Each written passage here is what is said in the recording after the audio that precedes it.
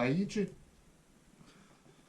Today we're going to talk about hoppers, Hornets and fighters, and just what's the difference between these cars, what's the best one to own out of all three of them, the easiest car to build out of all three of them, and why I think that you should have all three of these cars in your collection. Right, we'll start off with what's the easiest car to build out of all of these. Well, the easiest car to build would be probably the Grasshopper, although they're all very, very similar, but the Grasshopper and then the Rising Fighter are both easy cars to build. One of the reasons being is both of these cars come with not Lexan bodies like the Hornet, they come with plastic bodies that are already painted. So all you need to do is put your stickers on. The only thing you have to paint is the drivers, which you can see that I haven't done. They're both albino drivers. The driver and the Hornet's painted though, but so that's why they're easier. Like the Hornet, you have to, it just comes as a clear coat. You got to, there's a clear shell Lexan body which you have to paint. You have to cut the body out, which is a little bit annoying, trying to get your lines right and everything. So it makes it the build harder. But as far as the insides and mechanics of the vehicle, it's pretty much the same as these other two, and probably slightly more difficult. But this Hornet here, and what I suggest you can do, which is cheating a little bit, I built these cars. I built both of these cars from a kit. They came in a box and I built them. This here I built, this is an expert semi-assembled, or XSA. So I bought this car already built, already painted like it is. ESC with it, no steering servo, no transmitter or anything. So all I need to do is add a steering servo, which I have. Steering servos everywhere, ESCs everywhere. But anyway, it was easy to buy it this way because it was probably only another 30, 40, no, probably a bit more than that, maybe $50, $60 more expensive to get it already built. You can buy this car already built, you can buy the Grasshopper already built, so you can't buy this is only kit. You have to build it, but it's easy to build. Now the suspension on the Grasshopper is why they call it a hopper. All of these are springers, they don't have oil suspension, but you can note the difference in the suspension. Basically this Rising Fighter is like a Super Hornet. You look at this one, it's all just spring suspension, no oil filled shocks or anything. Same car, but the suspension on this is a lot higher, big aggressive shocks on the Rising Fighter, which therefore should make the vehicle not quicker but handle better. You know, it can take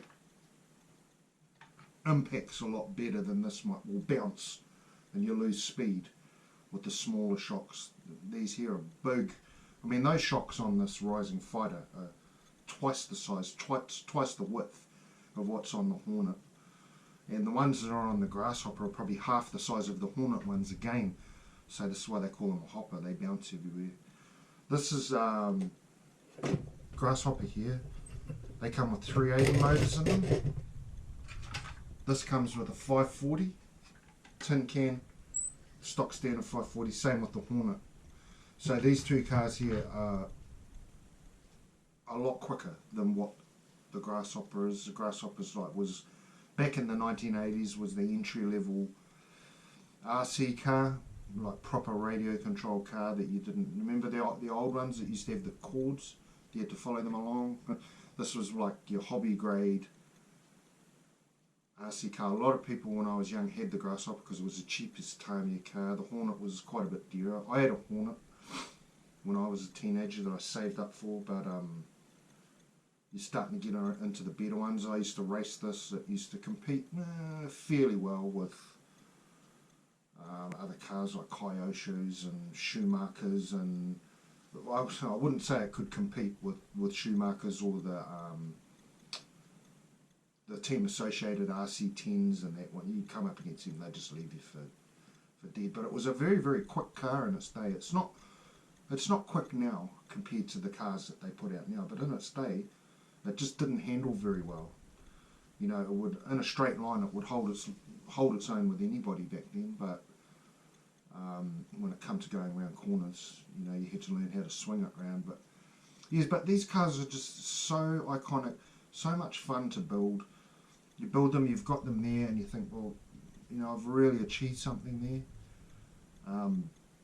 So that's why I recommend them to people, because you learn the ins and out of RC when you actually have to build a car. If something breaks in it, which they usually don't with these Tamiyas, they usually don't. If something is going to break, it's probably going to be a shock if you're doing big jumps. They're not really designed for that.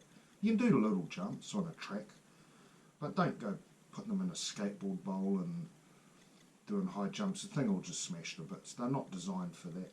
I don't think any RC cars are really. I see people doing that, but they always end up breaking them. But anyway, yeah, you learn so much. So if something breaks because you've built this car, you'll know how to fix it. You'll know exactly what's wrong.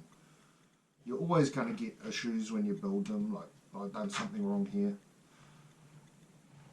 Just doesn't feel right. Oh. Yeah, you see, it's slipping. Because this is, I've actually got radio gear in that for this. I'm going to keep these on the shelf, and I'm going to make this a runner. So I'll have to pull this apart, but that's all the fun of the hobby.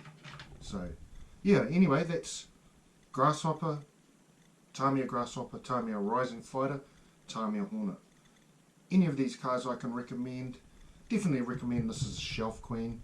If you want runners, these two here they're beasts, man. They're pretty cool cars. So yeah, that's my video for today, and enjoy the hobby and take care.